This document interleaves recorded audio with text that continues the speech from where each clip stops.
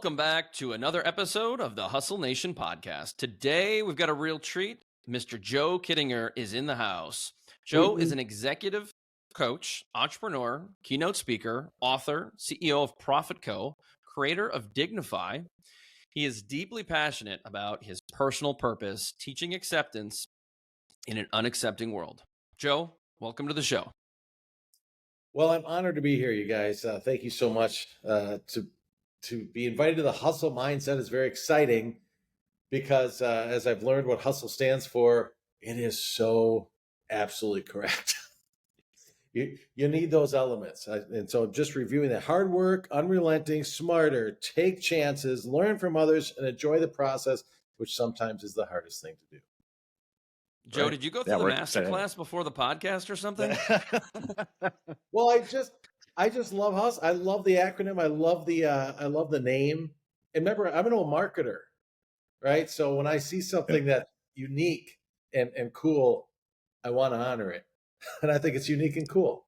It's awesome. Well, it's interesting because in today's day and age, as you probably know, there is a small population out there that is part of the anti-hustle culture. And something we can discuss on a later day, but it's pretty interesting how there are a lot of people that don't like the word hustle in general for some of the things that people prop it up for. Because it's hard. Yeah, it's hard. Yeah, for sure. I mean, Dustin, I'm guessing you and I are about the same generation. I mean, it's just different. I'm not saying any generation is better, okay? But it's just different, and we have to honor that. The difference is, when we fell down and broke our crown, we had to rub dirt in it. Like that's how we were raised. Like you just get up and get going. I would remember my mom saying, when I was frustrated, she'd send me to my room, right? And she goes, "That's not the Joey I know. So you go upstairs and you come down when it's the Joey I know." I mean, Dustin, I don't know if you've had the similar upbringing in your early days, but it was like leadership was your manager talked straight with you and just told you how it was. And we got all our information from the manager. We didn't get information online. Can you relate to that? Yeah, for sure. Yeah. It's interesting when we talk about, hustle and growth and development and things like that. I mean, it's right in it, right? You got to take chances and you're going to fail, and you got to learn from those. Like we talked about even before we got started. I mean, it's always interesting to look at people because no one sees the failures as much as they might see someone's success in the long run. And the reality is their success was crafted by lots and lots of failures, along the way. And, to your point, there's always the mindset of, someone else isn't really ever going to pick you up. As kids, we tend to, we pick our kids up, and I'm not saying we shouldn't ever help our kids up, right? That's not the point, right. But, once in a while they should be able to get themselves up too. And that learning that muscle will allow them to grow and prosper and develop, because at some point they're not going to have you as a parent. And so how do you, and that's true of parenting. That's true of leadership. That's true of anything, right? Like you gotta let those around you grow, develop, take chances, fail, and learn from it so they can grow. Dustin, that's the grit muscle. The grit Absolutely. muscle, right? And I think what's missing in today's world is losing sight of the long-term goal. Grit is your word, unrelenting pursuit of a long-term goal, meaning that in the short term, kind of going to suck for a while, right? We got to eat ramen noodles for a while. We have to stay at mom's house for a while in the basement. Like that's grit, because I have a goal of where I'm trying to go. And I always say, my kid's at home, blah, blah, back at home from college. I go, do they have a goal? Because that's awesome. That's just part of their goal. But if they don't have a goal, they're eating bonbons, playing video games, then that's a problem. Mm-hmm. So I think what's also missing there is the word sacrifice. A lot of times with hustle, there is sacrifice that is needed. So maybe it's sacrifice like sleeping in the basement for 2 years before you can afford your apartment. That's exactly right. Because if you do the easy things now, life gets harder. If you do the hard things now, life gets easier. And that's something that was just inbred in our generation. Maybe not in those words in that way, but Gosh, my first job was at a swimming pool, the public swimming pool. I was the BA. That's fancy short acronym for basket attendant. So I had to give the kids the basket, right? You'd go to the pool, right? And you'd give me your, you go to the dressing room and you'd come back and I give you a pin and a basket, right? And you put the pin on your suit, and then it's the basket attendant, right? And I remember part of my job was to clean the bathrooms. I'll never remember my first leader, John, who was also my athletic teacher in grade school, and then became my athletic teacher in high school. But John, when I would just go and spray the bathrooms down with a hose, he'd go in and he goes, "Hey, Joe," eventually he caught on that I'm just being mediocre. And he held me to a higher standard of how to clean a bathroom. And he spoke reality into me saying, "I employ you to keep these bathrooms very safe and clean for our guests. You are accepting this position. So if you accept the position, I expect you to do the job a certain way." Now, maybe there's some confusion. So he went through the whole process of how to clean the bathroom. I mean, he was on his hands and knees, he's sweating, he's spraying, he's showing me the 3 applications. And now I get it. Now I'm like, got it. He goes, "Now, in the future, that's what I expect. Any questions?" I don't think we speak that way today.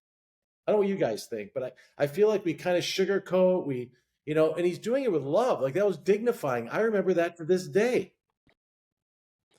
Joe, would you say that that's potentially one of the greatest life lessons you learned as a young adult, as a 10-year-old, 14-year-old, whatever you were? Yeah, I was 14 and 15. And yes, because what he taught me is, Joe, anything you do in life that you volunteer to do, including a job, you be the best at it. Be the best at it. So when I graduated and became a lawnmower for the city, because this was a city job, right? Now I'm mowing lawns. I remember my new boss then sees me on my hands and knees taking the grass from around the telephone poles and matting it down with my feet. So when I mow, it's a nice, beautiful thing. And he happened to drive by once. He goes, "That was excellent. I love how much pride you take in your job." And he promoted me to lead man. So now I'm leading the part-timers on the west side of our city, But I do agree, Chris, that is, I think talking straight is very dignifying, and dignity is my platform. Everything I do is through the lens of dignity. And I think honesty is dignifying. When we sugarcoat and we try to talk around it, and it doesn't mean you have to be a jerk to be direct, right? It means that I want to be honest with you, Chris, and I want to share with you something that I don't think you're aware of, because I care about you. If you're going to be a contributor to this career, if you're going to grow, whether in our company or you leave and go somewhere else, here's something I've noticed in your behavior that we have to get after just to be a better person, to better yourself. Joe, I think a key thing there is it's about talking about the behavior. Yes. It's not about the person, right? Because I think a lot of times people are concerned about having that direct feedback because they're just not very skilled at giving feedback.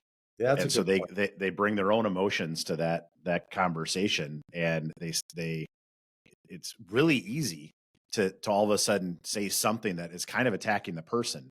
But if one of the things we try to talk about a lot is this concept of assuming right. If you go into any conversation where you assume that whoever is doing a behavior that needs to be changed, if you assume that they're doing it for the right reason, right? They don't know any better. They think that's what is expected of them. They think this is the best way to be successful, whatever. If you have that lens, then feedback becomes really easy to give. Yeah. Because it's not about them. And so like you talk about, that being the basket attendant and cleaning the bathrooms, right? John kind of gave you that feedback in that lens, right? It was like, look, maybe I didn't teach you well enough, right? Maybe you don't know what's expected of you. Maybe no one's ever talked to you this way before, right? But you accepted this. I assume that means you want to do the job to meet my expectations. Let me just share with you what my expectations are, and I will show you exactly what is expected of you, right? And then you decide, right? But that it wasn't, Joe, you're a lazy kid that doesn't want to work, right? It was exactly right. Look, let me just talk to you about the behaviors. Let me give it to you, and then it's your choice. That's exactly right. I think I learned even that new boss, Jerry Prokofsky, He taught me a lot of stuff. He demoted me twice. He told me to go. I mean, he corrected my behavior in a very dignifying way. I mean, I had a consequence, but you're right. He didn't go, you're lazy or this, you're that. It was never a personal attack. And I think that's the one thing I've discovered just about humanity in general. And I think especially since the social media world has taken off, the high level of sensitivity people have, where we didn't have as much sensitivity. My daughter wrote a paper on how Snapchat is destroying the teenage confidence period, right? Like it's creating depression and creating these things. And I said, why? And I read her paper for her college, entrance thesis or whatever you have to do for that. And she's explained that on Snapchat, where all your friends are. Like you look on it and right, I give you my location. So if you're not invited to the social event on Friday and they say I'm busy and I have this and they'll tell you all this, but then you look at Snapchat and you see all the kids gathered at someone's house, you now realize I haven't been invited. Where I never knew that. I didn't know. So what I didn't know, I found out maybe 2 weeks later. And then I was over it.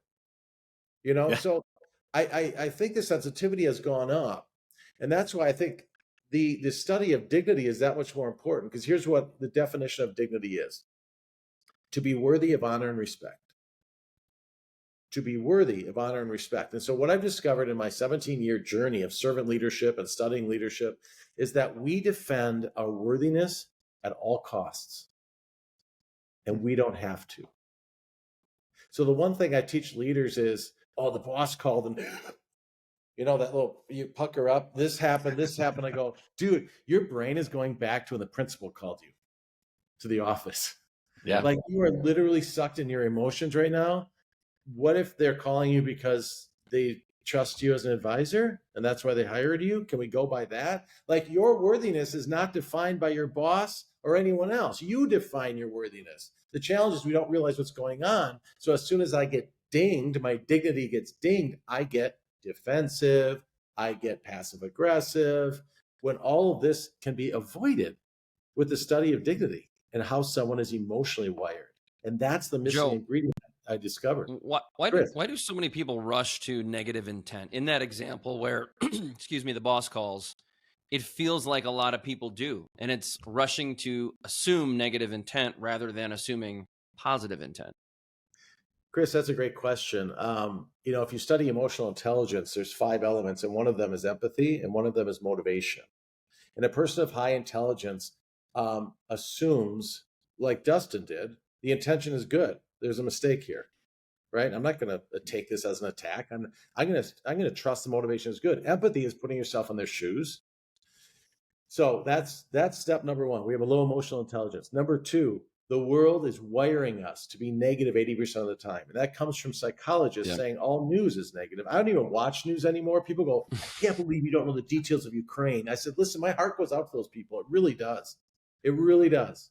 And I have given to, charity offerings for Ukraine. I've done these things, but I can't consume myself in my day in this negative feedback. I once watched the local news for the first time in years. It was just actually a few months ago. And when I say, I mean ABC, like not local, like Green Bay, because we have some lovely news in Green Bay. A new mattress was found, it's great. But I was watching national news and they had the stories of what we're going to cover, right? It goes, Ukraine war.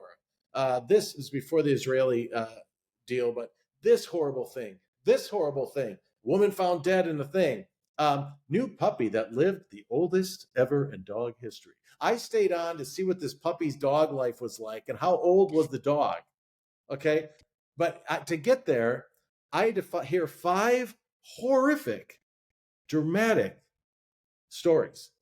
And so our brain is wired for negativity and we're defending our worthiness. So if I said, Chris, you look really good today, you go, what do you want from me? Right? Like, are you saying that to get something from me? No. Can I just tell you look nice today? Like, is that a thing? But we're just out to our dignity. We don't realize it's even happening. It's in our subconscious brain. And so if we can identify it, now we can do something with it. I feel like that's something that happens in marriages frequently. Oh my gosh, Chris. Most of my executive coaching leads to, can I use Dignify with my wife? I'm like, yes. And your teenagers, by the way, and your kiddos before they turn into teenagers, learn how to lead them. I think it's interesting when you talk about kind of that natural reaction of the negative. There's almost a lot of, there was a conversation we had as a team that just this past week, and it was with a prospective customer. And right before the meeting, I was with a couple on our team, and everybody was kind of talking through the worst case scenarios of how that conversation could go. Yes. And the reason they were is because they felt like if they talked through the negative, then they wouldn't be so surprised in real time. And it turns out it was a great conversation. It was a very positive conversation, right? But it was interesting just from a human behavior perspective to see it, because it was like we were all just talking through, okay, well, what could go bad? How can we plan for the worst? How can we plan for the worst? How can we plan for the worst? Right. And then in reality, it's like, oh, well, that was great. Okay, we're good. Let's go. That's called an amygdala hijack. The amygdala is a small organ in your brain, the size of the tip of your thumb, and then lives in the limbic system, which is your emotional part of the brain, which is your fear and flight and all that. Psychologists call it the fear mechanism of the brain, but it's not always fear. I mean, if you got lovely memories of emotional memories, but it stores every emotional memory you've ever had and tries to match what's happening now with what's happened in the past, which is unrelated. Mm-hmm. Like your boss calling you, your brain subconsciously goes to your principal. That's bad. Or a movie you saw where the person got fired, or a story you heard. That's bad. That's a match. Be scared. So I was with a client that reminds me of a story, Dustin, where they're like, okay, we're pitching this. They want to bring us in. It's construction services type of business. They want us to talk about the next project. But before they did, Joe, a month ago, they sent us 5 things that they were completely unacceptable from the old project that we wrapped up, right? Mm-hmm. And I know why they're doing that. They're doing that to try to bring the price down of this new project, which could be their motivation, because there are techniques like that, like I want to make sure you're not excellent. And he goes, I'm just worried. I go, why are you worked up about that? That is just information. I go, matter of fact, that's awesome information. So I said, what you're going to do is you're going to go in there, and here's human nature. We avoid conflict at all costs for most people. Mm-hmm. Most people, 65% of our data shows 65% of the population will avoid these type of conversations about what's not good. Okay. So I said, and then there's another 15% that do it anyway. That's not even part of that demo. So now you're up to 65, 75, 80. I go, you have an 80% chance with 5 people in the room that they're going to avoid that conversation like the plague. I said, but you're not going to. Because an emotionally strong person wants to grow their company, and you're going to use that information on how you can get better. And you have all the key players, people that were in conflict are all in this meeting. So you're going to start the meeting by saying, here's the email. You're going to write up the 5 issues up on the whiteboard and say, I'd like to address these prior to discussing this. And guess what they did? He tells me the story afterwards. So Dustin, guess what they did when he put the 5 things up and said, I'd like to discuss these before the meeting? How do you think they responded? If 80%, they probably didn't want to talk about it. Yeah. We don't have to talk about that now. Yeah. I go, and that's what they're going to say. And he goes, they said that. And I go, and you're going to say, yes, we are going to talk about it now, only because I'm trying to improve my company. And if I don't get this information from you guys, then I can't improve the next contract. So I really would like to unpack this right now. We don't have to spend a lot of time, but give me some insights so I can help our team grow. He goes, they start giving us insights. He said, by the time we're talking about the next project, it was like almost a done deal. Yeah. Yeah. It's called leading with dignity, right? Not taking the bait. I'm not going to take the bait, and I'm not going to be angry about it. I'm not going to be against you. I'm not going to say you guys are a bunch of this in my brain. I'm walking in and saying that is a human condition. That's how it works. And the more information we know about science and even faith, if people are faith-based, we have a whole program on that. Like, how does this work? Because I used to only teach science, and people go, you're losing me. That's a God thing. If I had certain leaders, they're high faith, I go, okay, so I'll start researching faith-based things, and I'll put it in their language. And it's transforming. We have total control of our thoughts, and we don't think we do. We do. We do. This imposter syndrome that's become so famous, right? Yeah. Shut it down, but you don't know how. That all comes from our childhood, that comes from our past experiences. And through dignity, we can shut it down by helping someone realize this is who you really are. So just do that. Just do that. and you'll be just fine. Like every problem you solve, run it through your dignity, run it through your natural gifts that were given to you, and approach it that way, and you'll be just fine. Don't take the bait. Yeah, it's interesting when we think about our thoughts, well, even circumstances. Chris and I have talked about this a lot. There's so many people that view that their circumstances are just hardwired, and they can't change their circumstances, and which then that leads to their thoughts, that leads to their reactions, right? And if at the end of the day, if you can change your thinking in time, you can actually change your circumstance. Yeah. But it starts between the ears. It starts with changing your thinking, and we talk a lot about the fact of how much we as humans are hardwired to lie to ourselves. Yes. And tell ourselves stories that aren't true. And once you start to recognize that that's normal, right? Like that, and it's adaptable, it's changeable, how freeing it is, because then it's like, okay, well, if I'm giving myself a pity party, it's probably just a story I'm telling myself. That's exactly right. And how do I change that? That's right. And so, Dustin, how we change it is help it become so tangible that people laugh at fear. They see it as an object. Like if I can see fear as an example, this is a cup. I know what to do with the cup. I can store it on a shelf. I can put it away. But if fear, let's say, is this ethereal, gaseous, like thing that just comes at me and I don't know, it's like a flood. I've heard people say, Yeah. Well, I can't harness the air around me. Do you know what I mean? I can't put the air, this thing around something. However, there is a way that you can make fear this cup, and you can say, I'm not picking it up. I'm setting it down because I am in complete control of my thoughts, and you have no vacancy in my mind. There's no vacancy for these fears anymore because I know now how to shut them down. And I do believe in my heart of hearts, we call it communication mastery for the executive, to be able to harness this, understand people around you, and be able to be in complete control of your thoughts. We are creating a consumer product called Thoughtfulness. Being thoughtful about yourself and filling your thoughts with neutral or positive. I don't mean that toxic positivity, like it's gonna be okay. I don't mean not facing the brutal facts. It's okay to say this sucks, right? That's what I mean by it. Not, oh no, I hope this will go away. No, now you're becoming a victim, and you're hoping and you're praying and you're thinking. No, you actually can fix everything that comes through your way. And we created the system with the science, the data, and it starts with understanding your human dignity. How are you wired emotionally? Because it is the limbic system is the source of our motivation and our power, which means the limbic system is our subconscious brain. That's where our emotions reside. That's your gut. We go, ooh, what's that? It just feels right or feels wrong. Well, if the subconscious brain is the motivator of all things, that's where motivation engagement lies, then we can't focus on logical solutions to engage and motivate employees. Like we're approaching it all wrong. Carrots, and if you do this, then you get this. That's a logical solution to an emotional challenge. What we need to do is help employees realize that they are good enough. So now what? Now what are you going to do? Like use these gifts, move forward, because that voice in your head that tells you suck, or they're going to catch on to me, or all these things I've heard, I'm going to fail. Like when I unpack people's story, Dustin, and they tell me their fears and the judgments they've had and the negative voice in their head, and then they tell me their story, right? I realize that there is none of that bullshit in their story. Like I went to college, I may have failed the first try, but then I got back. I just talked to a guy, he has all these fears. And he goes, now I have my MBA, I got this. I'm like, so your past, which you're fearful of repeating, is no longer even close to your present?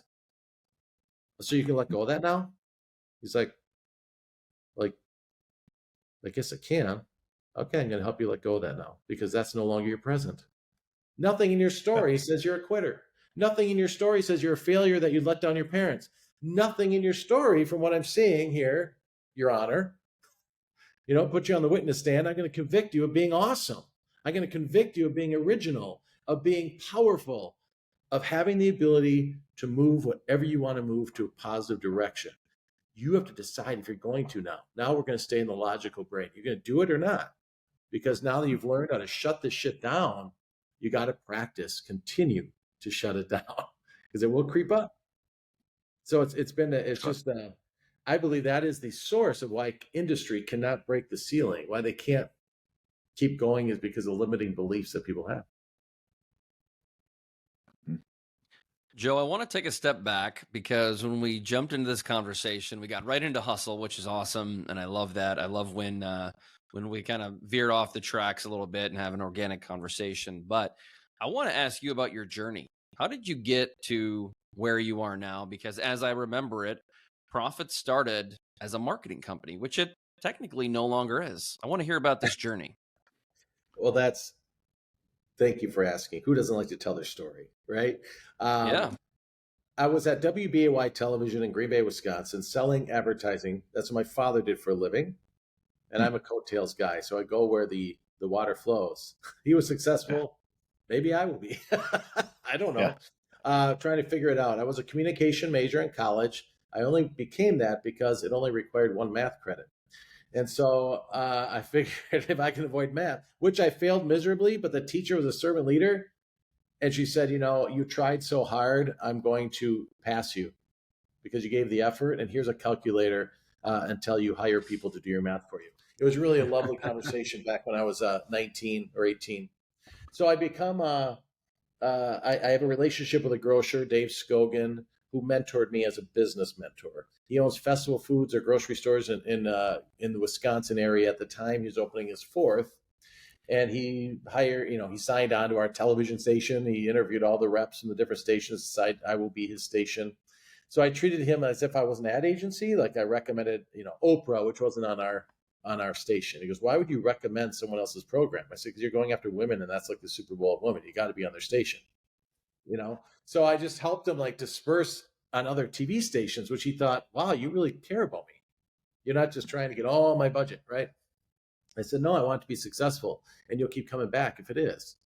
And so that built a lovely relationship. And after 5 years, I said, I'd like to start my own ad agency, but I need you to catch me because now he's got 6 locations and it would be enough for me to sustain, what I need to sustain. And I had about a handful of other direct accounts. So I became an ad agency. Then I became a marketing company. And the difference is I was just doing radio and television because that's all I knew. Now I'm doing newspaper branding. I got graphic designers. Okay. Now Dave taught me or introduced to me a movement called servant leadership. Okay. Which is meeting legitimate needs, not wants, which is really around dignity. They never talked to me about dignity, but that's a journey I've been on. In 2005, a car auto dealer who reached out to Dave wanting to learn servant leadership, he sent them to me because he knew I was just a student of it. 2005, we started in 2002. I told that company that I'm not a teacher of servant leadership. I'm a student. And they said, well, you know more than we do. So we'll hire you as our marketing company. And then you show up 9 times a year to teach servant leadership.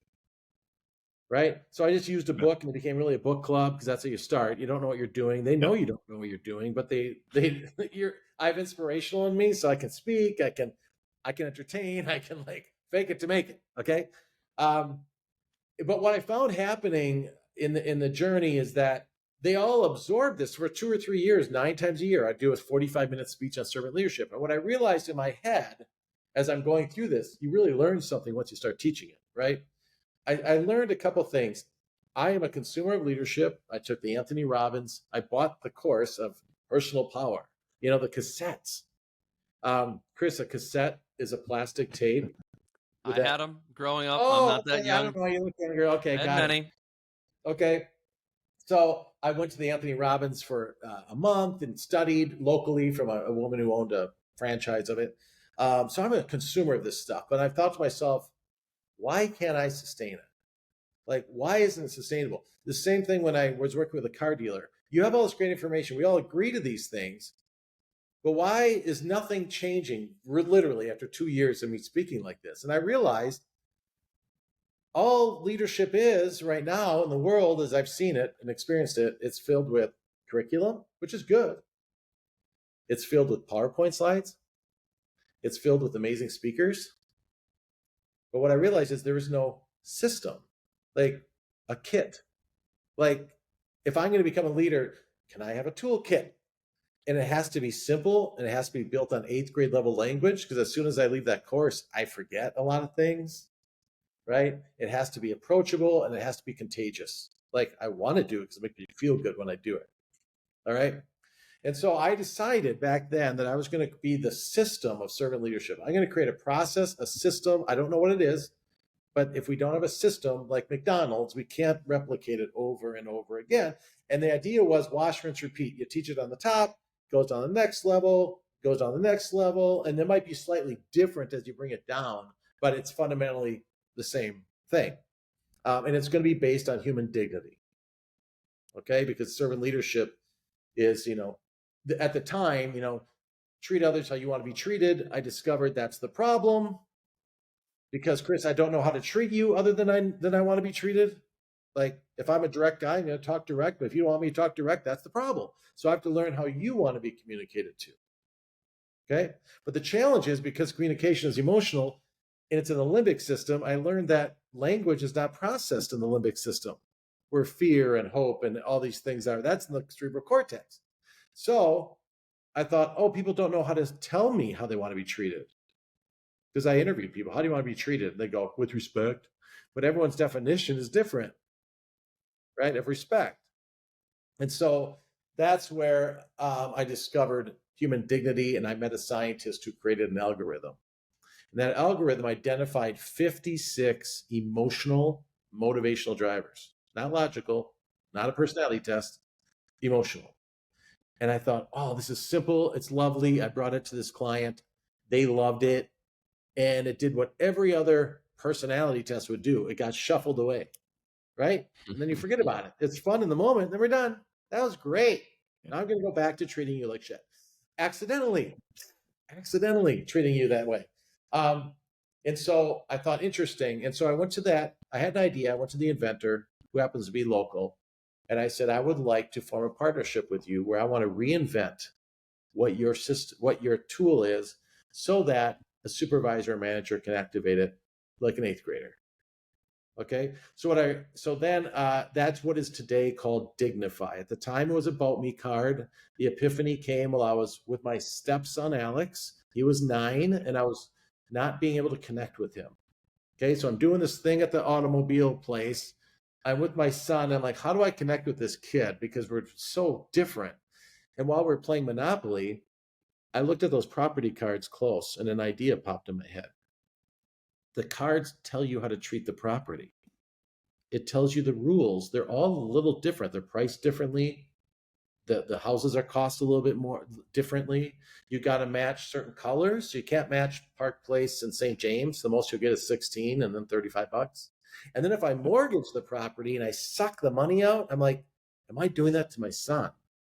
Am I like, do that to each other? Like I mortgage you, so you have nothing more to give me when I land on you and need something. So I thought, what if he could teach me how to raise him? Like how to communicate my values to him, how I say what I say. Could he tell me how to do that? And then what popped in my head was an About Me card. And in the first day, it looked like little property cards. I still have them on rings. You carried them on rings, right? And the early adopters had these rings.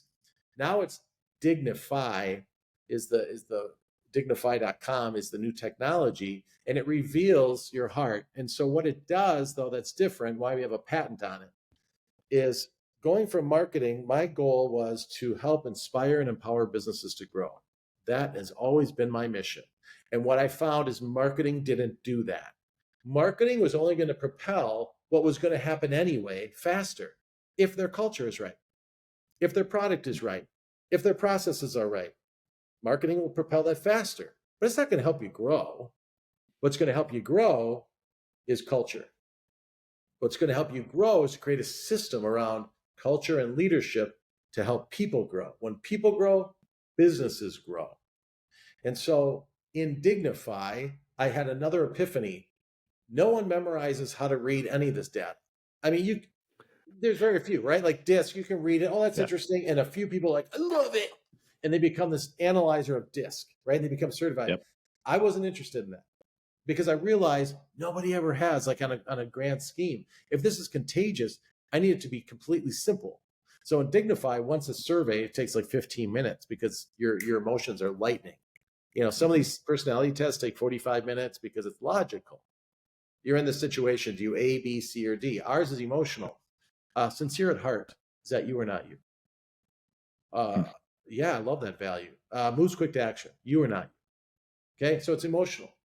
And so what we do is once they're in the system, now the leader goes through a process. I want you to do a Dignify introduction with your direct reports. You need to understand their dignity. But I don't know how to. I went to your class on how to read a snapshot, but I don't really remember. No problem. You see the little I button? That stands for intro. Click it, and it'll tell you what to do and what to ask.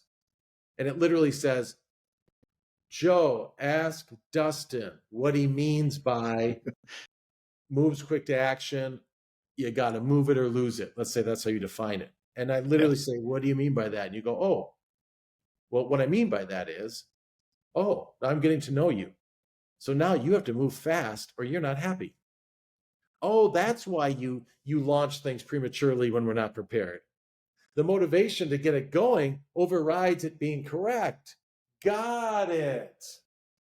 Right now I can talk about moves quick to action, how it's good and how Dustin did this really awesome thing. But what happens, Dustin, is once in a while your moves quick to action launches too soon and it confuses people. Now, do you notice I'm not talking about Dustin being a jerk or that you move too fast? You gotta slow down. I'm talking about your motivation of moves quick to action. So I'm reflecting the emotion onto this one motivation that's beautiful and wonderful. And at times it moves too fast. Okay, that has changed the conversation. And so then they have to do dignity check-ins. How do I do a dignity check-in? Remember the I button? Move to the right, hit the heart button, and it will tell you what to do. Yeah. And this clarity of conversation is growing. So what happened, your long answer your question, going from marketing, I had these clients move on, and I realized in the Green Bay market, almost everyone has a guerrilla account, and mine was Festival Foods. And I realized I don't really love, I'm good at marketing, but it doesn't spur my heart like this is. And I'm off, in Texas doing this with ancillary early adopters. In Florida, I've got some early adopters doing all this About Me card stuff.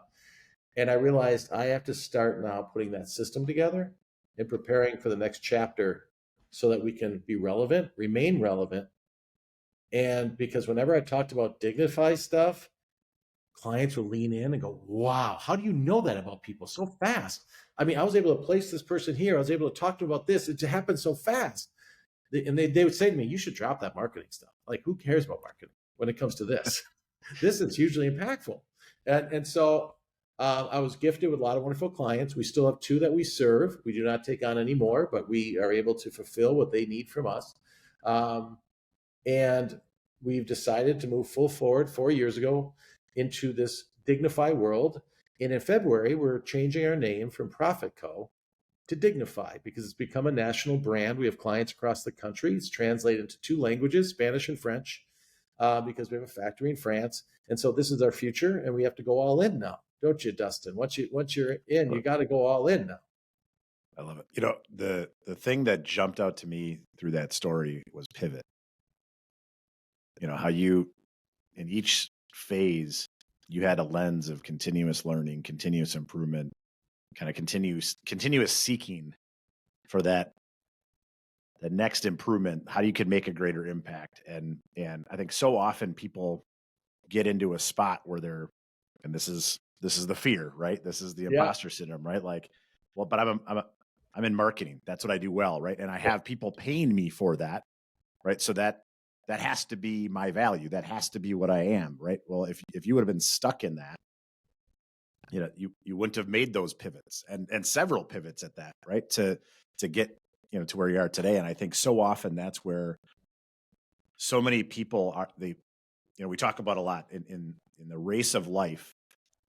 If you're a sprinter, you know where the finish line is. And so you know when to give it that last little bit of oomph. In the race of life, you don't know where the end is. You don't know where that next pivot is. You don't know what that next opportunity is. And so you kind of have to always have that last oomph, because that's what's going to get you to see it, feel it, and take chances on these pivots.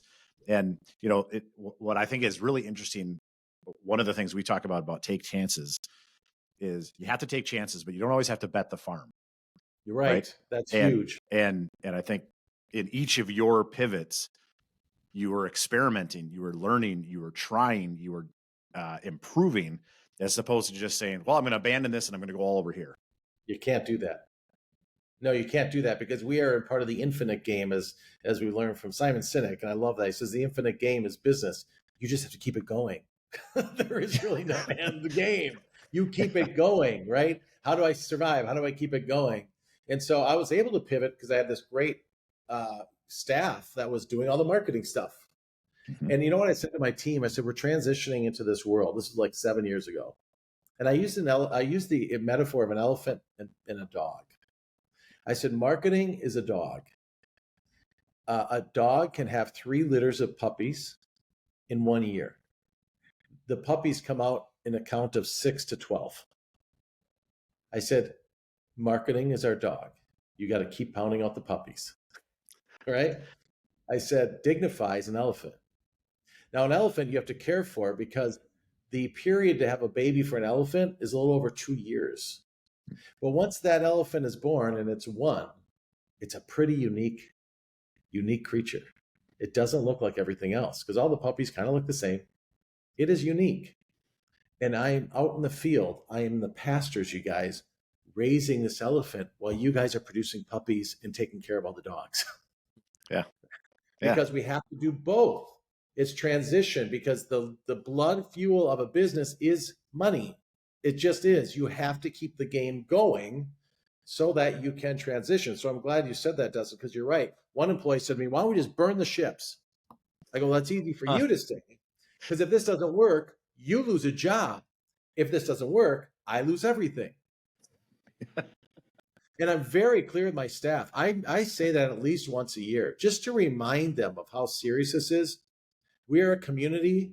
We are not a family. I'm pretty sure you all wouldn't be here if we weren't collecting a paycheck. So let's just be real. We have a community. In any community, we have rules and we have core values. And we have ways we're going to go bring our business to the world. It's a volunteer position. I talk John's words all the time to this day. So bring your best game every day. There's only 12 of us, and you all play a unique role in bringing this vision to life, which is to bring dignity to the world. So how do we do that? By bringing dignity to your world, Dustin, helping you bring dignity to your world, and helping Chris bring dignity to his world or his family, and helping this company spread it across their, like, let's bring this, because when people see it, they're like, holy shit, that feels good. I'm like, yeah, it's contrary to everything you've ever been taught. It's contrary to it. And your negative voice, like, see the goodness in you. I got to tell you a story. We had this, one of our early adopters was a cookie company in the mall. You guys can picture that. You go to the mall and it's like the food court. It's Great American Cookies, right? Yeah. He was looking for, like, disc or this, and we were brand new at the time, still called About Me card. And so he decides to go with us. And after about 6 months of using it, so what happened with the employee would come in and he'd hire them, because you hire everyone, right? And then they would complete their Dignify survey. So he had a computer there. And then he would print out these beautiful pages. We call it My Story. And there's nothing but loveliness about your dignity and who you are. So there's no, like, he has a tendency to jump too fast on things. No, leave that to disc, leave that to other shit that's out there. And it's all good shit. Don't get me wrong. It's accurate. But this is to build the human spirit, right? And so he would staple these. And he normally works with teenagers, right? Because they have a part-time job. He would say, now, I want you, this is awesome. I see that you have 0 people motivations, but you love tasks. Yeah. You like organized and competent. He's like, yeah. Okay. I'm going to keep you in the back of the house to make the cookies. You don't have to talk to people too much. Once in a while, you're going to have to go to the front counter because we're small. But for the most part, I want to respect you and get the best out of you. So you don't really have to interact with the customers. And he goes, you'd see these kids go, oh, yes. And then you'd see a kid with very little task motivations. They're all full of people and fun. He goes, I want you in the front counter. You're going to be sampling out you're going to meet a lot of cool people. And they have, like, loves people. They're motivated by this. And he goes, that's what I want you to do. And they'd be like, awesome. One girl, Lauren, who we did a story on, she had competent and artistic in her top 5. There's 56 of them. And he goes, normally in the cookie world, you have to graduate to decorate cookies. Right? That's art. Like, you got to make this beautiful cookie cake for people. He goes, you're going to start making cookie cakes right away. She goes, because you're artistic and you're creative. I see that in you. And you're competent. You figure things out fast. She goes, well, yeah. But she goes, I'm more into watercolors, not frosting. Yeah. She goes, it doesn't matter. You're an artist. An artist figure it out. She goes, she stayed with me for 3 years and she became my fastest, most artistic cookie maker. But here's the magic. Those papers that they printed and gave to the kid, he said, I started getting texts from parents. He said, I would get texts from parents because for the first time, they're realizing how special their child is, like tangibly special, not just I love them, but they could see them for who they were. Like she goes, I see my child now. I see them. I can interpret them better now. And they started sending their friends, kids, to the cookie place, because if that's going to be your first job, what a beautiful experience to have where they actually get to know your kid and the kid gets to know themselves. And that's what's happening all across factories in America. That's what's happening in the construction services. We can stop yelling and screaming and defending our dignity. We can get to know what your strengths are and collaborate. Right? So now I can go, like, I have 0 task motivations in me. And I was in the hospital 3 times when I started my business because I can't sustain detailed tasks over a long period of time. And when you start a business, you're doing everything. Right? Now, I didn't know anything about this when I started. But once I saw my Dignify snapshot, which was the initial invention from my partner, I was like, oh my God, I don't have any task motivations. Like I don't have organized, I don't have competent, I don't have these, perfectionist, precise, all these detailed stuff. I go, and he goes, and that's why you're in the hospital, Joe. You're just having an anxiety attack. You were forced to do something and sustain it over a long period of time. And what the sad thing is, and the reality is I just want a job. So as an employee, I'm coming in, I'm like, yeah, I can do that. Yeah, I can do that. But now you can have a real conversation and go, are you sure you want to do that based on this? I'm not going to tell you what you can or can't do, but I want to really explore you because I think I have a better spot for you. I think you belong better over here, not here because of how you're wired, right? This is the kind of world we're trying to create. We can bring dignity into every conversation and it helps companies flourish. The data is now we've been doing this for so long that we have such great data and case stories that people say, wow, our company is just growing. And we did nothing different but put our system in. It's exciting Joe, stuff. I just want to tell you, I feel like you just gave us a masterclass on dignity and Dignify. I don't get to say that very often to our guests. I mean, we've had some phenomenal guests that we've all enjoyed, but that was a fresh new perspective on a topic. I mean, yeah, we talk about leadership every day, but this was a new element of leadership. And I'm very appreciative that you joined us today to talk about that because I love learning new stuff and I learned a ton from this conversation. Well, I'm honored to be a part of Hustle Mindset. I believe in the hustle. I preach the hustle, and I'm just humbled you allowed me to share my message because without great folks like you who believe in this type of topic and the majesty of the human race, which I am a big proponent of, there's just a better way to do something. When we share knowledge and we share these conversations, I mean, I learn too. I learn from you guys as well. And so it's a win-win. So thank you, Chris and Dustin, for inviting me here. Amen. Before we let you go, Joe, tell our audience a little bit more about where they can find you and a little bit more about Prophit, soon to be Dignify. Sure. So we are launching Dignify 2.0, an exciting new platform, the Saturday after Valentine's Day, because dignity is about love, you guys. It's about love, not emotional love, agape love, a choice to respect and understand. And so you can find information on us at prophit.com, PROPHIT.com. However, once you hit that date, it will direct you to Dignify, because that's what we're changing our name to. You can also go to dignify.com, which I encourage you to do, and I want you to discover your dignity. So I'm going to give you a free code. You get to the website, dignify.com, you click on enter code, it's in the upper right corner, and put in the code, try Dignify. That code will be good until our launch of Dignify 2.0 in mid-February. So send people to it, explore it yourself, and that way you can also reach out to us through that site if you're interested in learning more, if you have a small business, you want to do a team building event, or you're looking at increasing organizational health or leadership acumen within your company. let's have a discussion. Everything is custom because we have to meet people where they're at. We have to meet companies where they're at. So it is a system, but it's flexible and it's customizable. All right, folks, you heard it. Go check that out. I will be going there shortly. I can't wait to see what this is all about.